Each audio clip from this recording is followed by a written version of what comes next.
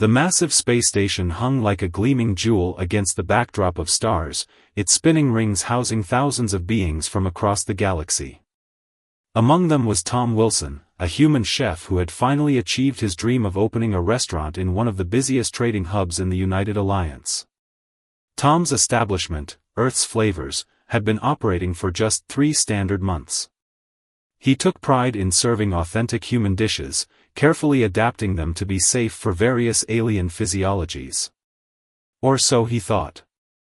The trouble began when a distinguished food critic from the Gentle Worlds, Ambassador Reed, decided to visit. The tall, blue-skinned alien with translucent fingers was known throughout the sector for their refined palate and extensive knowledge of safe dining practices. "I hear your establishment serves genuine Earth cuisine," Reed said, their translator converting the melodic whistles into standard English. "I wish to experience the full range of what you offer." Tom beamed with pride. "I would be honored. May I suggest our special tasting menu?" What followed was a carefully curated selection of Earth's finest: fresh garden salad with balsamic vinegar, tomato soup with basil, grilled chicken with garlic and herbs, and for dessert, dark chocolate mousse with fresh berries. The ambassador sampled each dish with growing interest, their color-shifting skin indicating pleasure. However, halfway through the dessert, Reed suddenly froze. Their skin turned a pale gray, and their 4 eyes widened in alarm. This is impossible," Reed gasped, checking their biological scanner. "These readings, every dish contains compounds that should be classified as military-grade biological weapons." The restaurant fell silent. Other alien diners began checking their own scanners, and chaos erupted. Security officers in environmental suits burst through the doors, and medical teams were called. As Tom tried to explain that these were perfectly normal human foods, he realized something profound. What humans considered everyday ingredients were, to most of the galaxy, essentially toxic substances. Capsaicin, caffeine, theobromine, allicin, compounds humans had evolved alongside for millions of years were virtually unknown in most of the galaxy's edible substances. The station's security chief, Officer Blake, a human who understood the situation, arrived just in time to prevent Tom's arrest. "Everyone remain calm," Blake announced. "We need to contact the human embassy's xenobiological department. This appears to be a rather serious oversight in our interspecies dining regulations." As Tom watched his restaurant being cordoned off with biohazard warnings, he couldn't help but wonder, how could he continue sharing Earth's culinary heritage with the galaxy when every dish he created was technically a chemical weapon? Little did he know, this incident would spark a diplomatic crisis, change intergalactic dining regulations forever, and make him an unwitting ambassador for human cuisine across the stars. 3 days after the incident, Tom sat in a sterile conference room aboard Station 47. His restaurant remained sealed behind warning signs, and his dreams seemed to be crumbling around him. Before him sat the hastily assembled Interspecies Food Safety Committee, consisting of representatives from 12 different species. "The human's establishment contains enough toxic compounds to poison half the station's non-human population," stated Council Member Green, a crystalline being who communicated through light pulses. Their crystal structure flickered with concerned red patterns.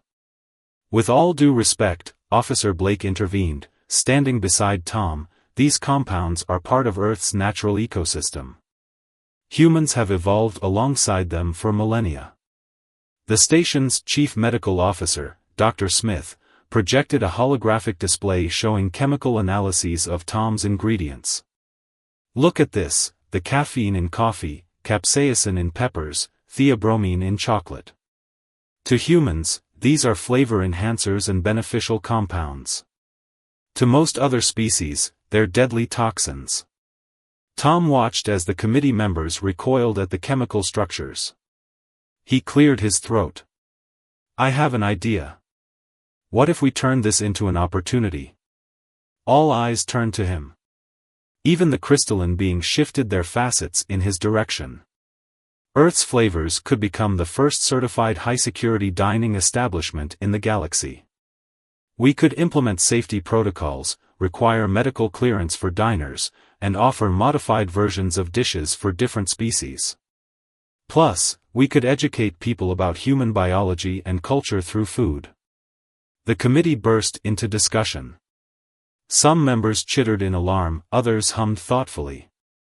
Dr. Smith looked intrigued. "Interesting," said Ambassador Reed, who had recovered from their chocolate experience and joined the committee.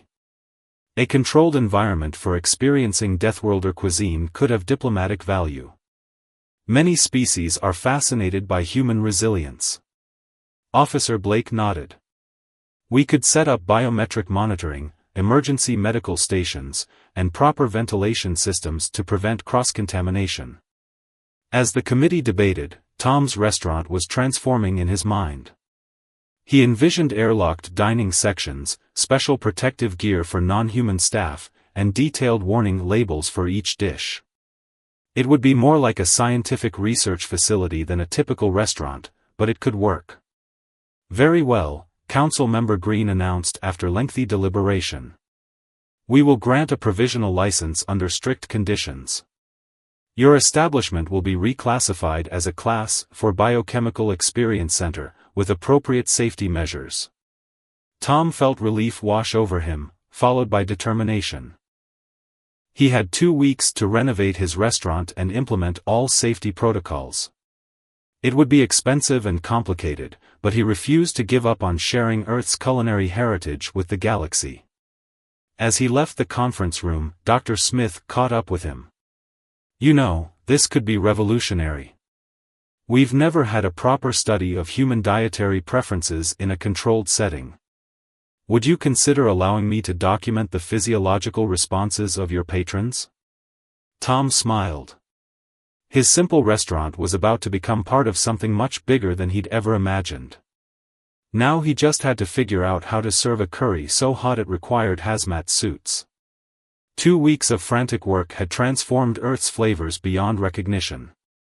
Gone were the homey wooden tables and warm lighting, replaced by segregated dining pods with transparent walls and medical monitoring equipment. Tom stood in his new hazmat-certified kitchen, examining his reflection in the polished steel surfaces. The restaurant now resembled a cross between a high-end dining establishment and a scientific research facility. Each dining pod had its own atmospheric controls and emergency purification systems. Servers wore specially designed protective suits with built-in scanners that could detect the slightest chemical contamination. 5 minutes to opening, announced his new assistant manager, Officer Peters, a former security specialist who'd been assigned to oversee safety protocols. "Are you ready?" Tom nodded, adjusting his new chef's uniform, which now included a certification badge showing his status as a licensed handler of Class 4 biochemical substances. The irony that he needed special clearance to handle garlic wasn't lost on him. The first customers arrived precisely on schedule, a group of Science Academy students, each wearing monitoring bracelets that would track their physiological responses to proximity with human food.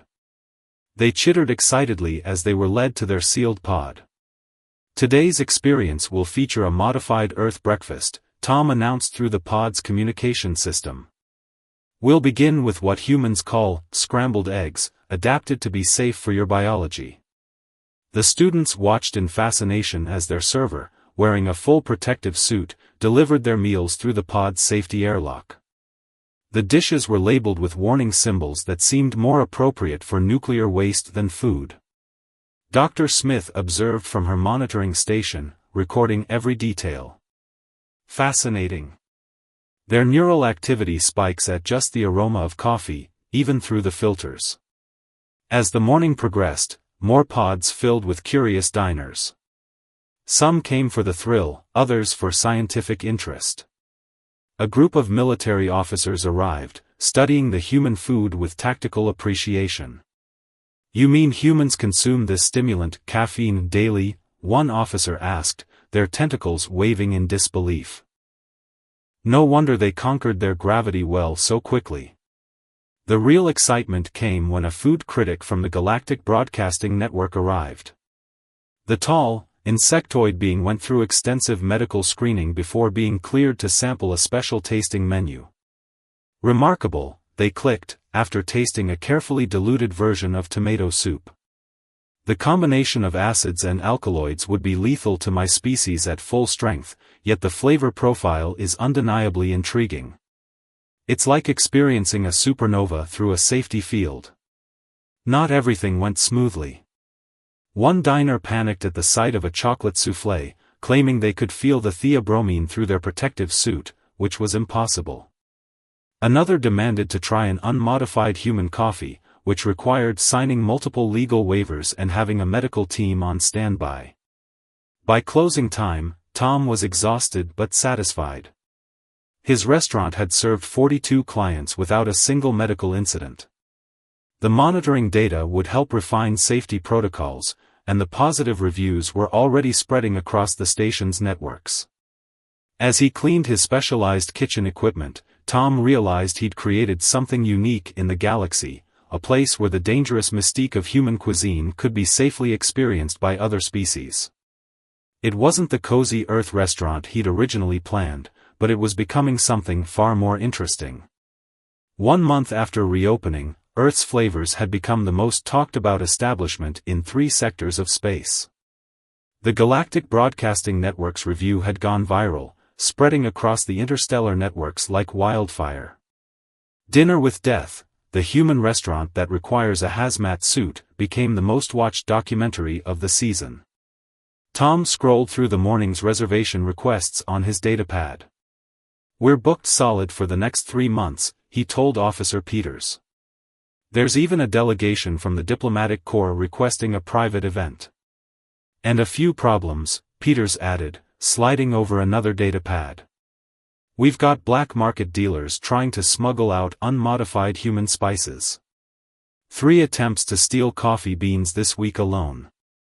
Someone's offering credit fortunes for pure capsaicin extract." Tom rubbed his temples. He hadn't expected human seasonings to become the galaxy's newest controlled substance. The station's security had already thwarted several attempts to break into his spice storage, which now had better protection than most banks. Dr. Smith burst into his office, her eyes bright with excitement. "Tom! The Science Academy just approved our research grant. Your restaurant is officially classified as a xenobiological research facility. We can expand our study of human-alien dietary interactions." Before Tom could respond, his emergency communicator buzzed.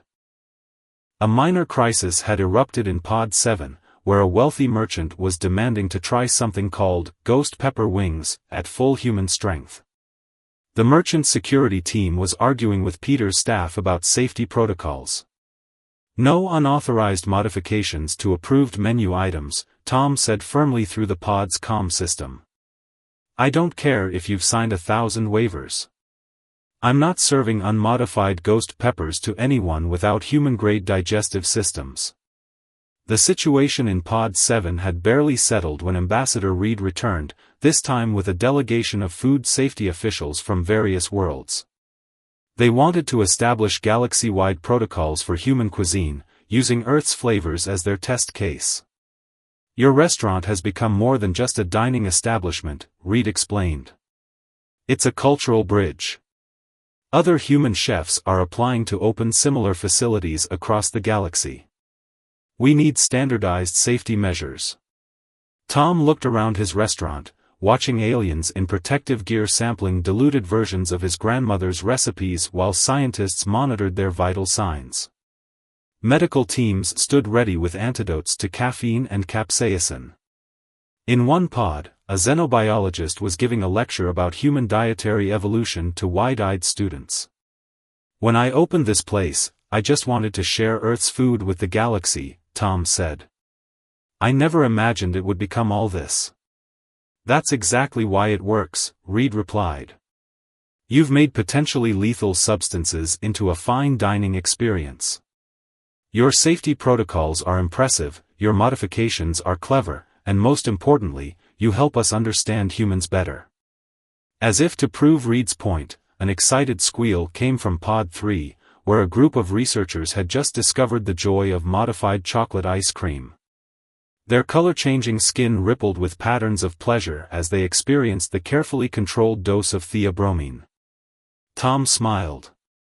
His restaurant might require hazmat suits and medical teams, but it was achieving his original goal in ways he'd never expected, bringing species together through the universal language of food, even if that food could technically kill most of his customers. The trouble started with a shipment of onions. Perfectly normal Earth onions, but in space, nothing was ever simple. Tom stared at the manifest on his datapad while arguing with the station's customs official. "What do you mean, my produce is being impounded?" Tom demanded. "These are standard vegetables." The customs official, a being composed mainly of swirling gas contained within a metallic framework, pulsed with bureaucratic satisfaction. "New regulations. All Earth-origin organic matter is now classified as Category B bioweapons. Someone tried to weaponize garlic last week in Sector 7. Tom's heart sank. His restaurant's success had sparked a galaxy-wide craze for Earth ingredients, leading to a thriving black market. Now legitimate suppliers were getting caught in the regulatory crossfire. Dr. Smith appeared at his side, clutching her own stack of datapads. "It's not just the onions. The Science Academy's Ethics Committee is questioning our research methods. They're concerned we're normalizing the consumption of toxic substances for entertainment." In the main dining area, Officer Peters was dealing with another kind of crisis. A famous food critic had smuggled in their own bottle of Tabasco sauce, triggering every chemical sensor in their dining pod. The emergency decontamination protocols had activated, dousing the entire pod in suppression foam. "We need better screening procedures," Peters muttered, watching the cleanup crew. "They're getting creative with their smuggling methods. Someone tried to hide curry powder in their environmental suits' air filters yesterday." Tom gathered his staff for an emergency meeting. The restaurant had grown to 30 employees, a mix of humans and aliens, all specially trained in handling hazardous Earth cuisine. They gathered in the safety briefing room, their faces worried. "Listen up," Tom began. "We've got challenges, but we've also got opportunities. The diplomatic corps wants us to cater their annual summit. They think experiencing controlled doses of human food will help other species understand Earth better. If we can get our supplies," his head chef added. "Half our ingredients are stuck in customs. And if we don't get shut down by the ethics committee," Dr. Smith sighed. A ping from Tom's communicator interrupted them. Ambassador Reed's urgent message made his eyes widen. "The Galactic Council is considering a galaxy-wide ban on unmodified Earth ingredients. They're citing public safety concerns." The room erupted in concerned chatter. A ban would affect not just the restaurant, but all human establishments across space. Earth's entire culinary export industry was at risk. "Wait," Tom said, an idea forming. "What if we turned this around? We invite the council here. Show them it's not about the danger, it's about trust, safety protocols, and cultural exchange." Dr. Smith perked up. "My research data proves the educational value. And the medical logs show 0 serious incidents since we opened. Plus," Peters added, "we've actually prevented accidents by providing a safe, controlled environment for alien species to experience human food. Before us, they were trying stuff without any safety measures." Tom nodded. They had 3 days until the council's vote. 3 days to prove that human cuisine, despite its hazardous nature, was worth preserving as a protected cultural practice rather than banning as a safety risk. As his team began planning their presentation to the council, another alarm blared. Someone in Pod 12 was having an unauthorized reaction to wasabi. "One crisis at a time," Tom muttered, heading out to deal with the immediate problem. The fate of human cuisine in space would have to wait a few minutes. The Galactic Council's emergency session chamber was packed with representatives from hundreds of worlds. Tom stood at the presentation podium, surrounded by carefully prepared samples of his modified dishes. Dr. Smith and Officer Peters flanked him, ready with their supporting evidence. "Honorable Council members," Tom began, his voice steadied despite his nerves. "Today we're not just discussing food. We're discussing understanding between species." The council chamber's atmosphere was tense. Some representatives wore additional protective gear just being in the same room as Earth ingredients, even though everything was safely sealed. "Recent incidents of smuggling and misuse are concerning," Tom continued, "but they prove why establishments like mine are necessary. We provide safe, controlled environments for cultural exchange." A council member, a being of pure energy contained in a crystalline matrix, flashed in disagreement. "Your safe environment still involves substances that could kill most species in this chamber. How do you justify such risks?" Tom gestured to Dr. Smith, who projected a holographic display of her research data. "In the 3 months since our reopening, we've hosted over 2,000 visitors from different species. 0 casualties. 0 serious incidents. Compare that to the 23 hospitalizations from black market Earth spices in areas without regulated facilities." Officer Peters stepped forward with his security logs. "Our protocols have become the standard for safe handling of Earth-origin substances. We've prevented countless accidents by providing proper education and controlled exposure." The council murmured among themselves. Tom knew he needed something more convincing. He pulled out his secret weapon, a set of specially prepared sample boxes. "I propose a demonstration," he announced.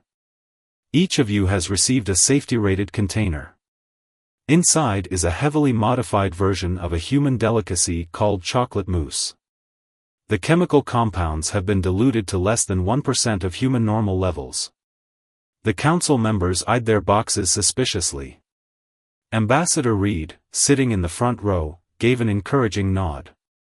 "This is what we do," Tom explained as the council cautiously opened their boxes. "We don't just serve food. We create safe ways for different species to experience each other's cultures. Every modified dish comes with education about human biology, chemistry, and history." One by one, council members tasted the mousse. Their reactions ranged from surprise to delight. The energy being's crystal matrix glowed with unexpected pleasure patterns. "Even at this minimal concentration," Tom continued, "you can experience why these substances are important to human culture. They're not weapons, they're part of our heritage. And understanding each other's food is the first step to understanding each other." Dr. Smith displayed new data showing positive diplomatic outcomes from shared dining experiences.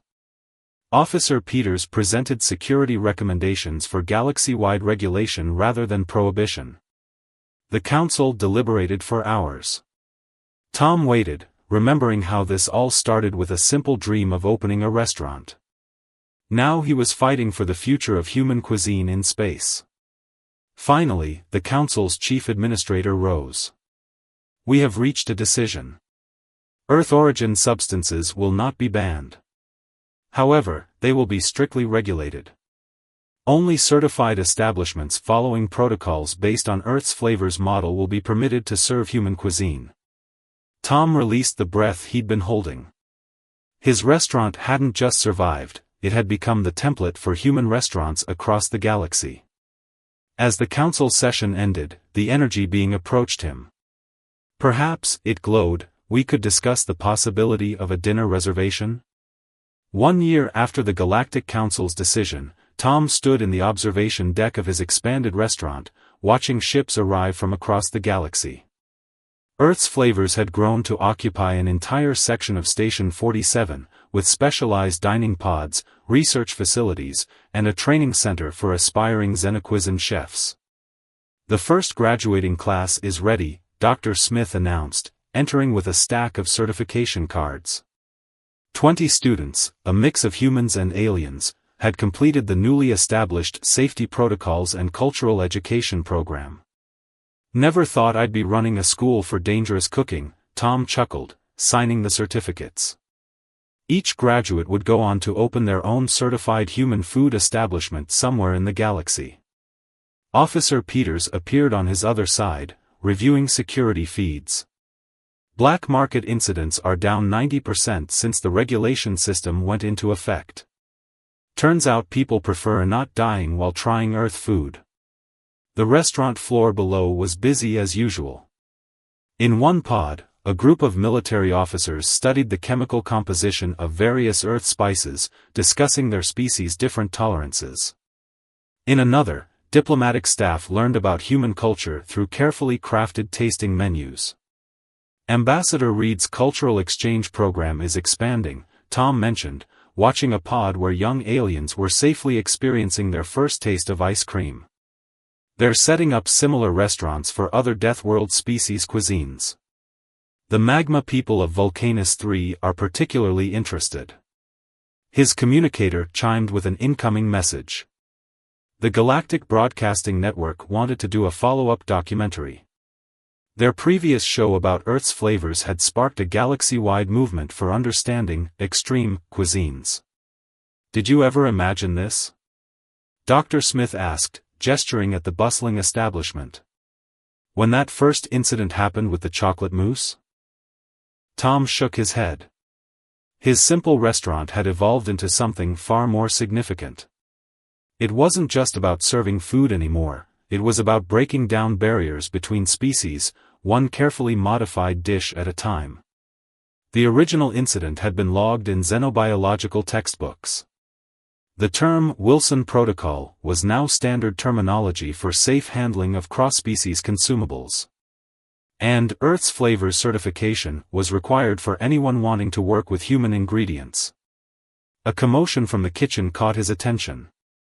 His head chef was excitedly showing new trainees how to safely handle garlic, now classified as a Level 3 bioactive substance, but approved for certified use. The students, wearing protective gear, watched in fascination as he demonstrated proper chopping techniques. Next week's big event? Peters reminded him. Tom nodded. The restaurant was hosting the first Galactic Culinary Safety Summit. Representatives from various Deathworld species would gather to share their cuisines in controlled conditions. Humans weren't the only ones with potentially lethal food, they were just the first to turn it into a fine dining experience. Looking out at the stars, Tom thought about his original dream of sharing Earth's food with the galaxy. He'd achieved that and more. His restaurant had become a bridge between worlds, proving that even the most dangerous differences could become opportunities for connection.